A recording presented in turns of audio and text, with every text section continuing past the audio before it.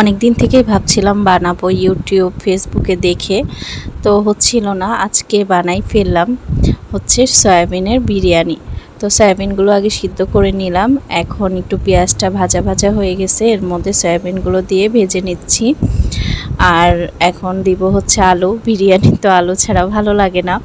তারপরে এই তো একটু আদা জিরা বাটা রসুন বাটা, মানে একবারে মাংসর বিরিয়ানি যেরকম হয় সেভাবেই করব, শুধু এটা মাংস ছাড়া। এর মধ্যে এই যে একটু টক দই দিলাম। আর খেতে কিন্তু অনেক মজা হয়েছিল। আর বিরিয়ানির মশলা ছিল ঘরে, ওইটাও দিয়ে দিয়েছি।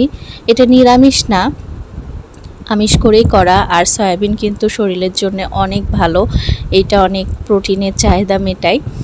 এখন এই তো কষানো হয়ে গেছে, এর মধ্যে চাল দিব, দিয়ে মানে একটু ভাজা ভাজা করে নিব। আর আমি তো প্রেশার কুকারে করি, তো এই তো মানে বেশি না, অল্পই করে করেছিলাম।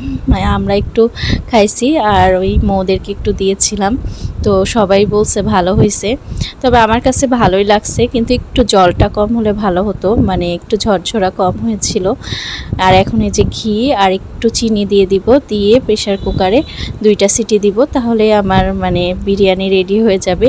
এইটাই করেছিলাম ওই দিন সকালে, আর কিছু করা হয়নি, কারণ আমার তো স্কুল থাকে, বেশি কিছু করা যায় না। আর এইদিকে এখন তো বর মশাই দুপুরের খাবার নিয়ে যায়, তো টিফিন বক্সটাও গুছাই দিয়েছি। আর আমি এই তো স্কুল থেকে এসে খাচ্ছি। মানে মজা হয়েছিল, এক কথায় খুব স্বাদ হয়েছিল।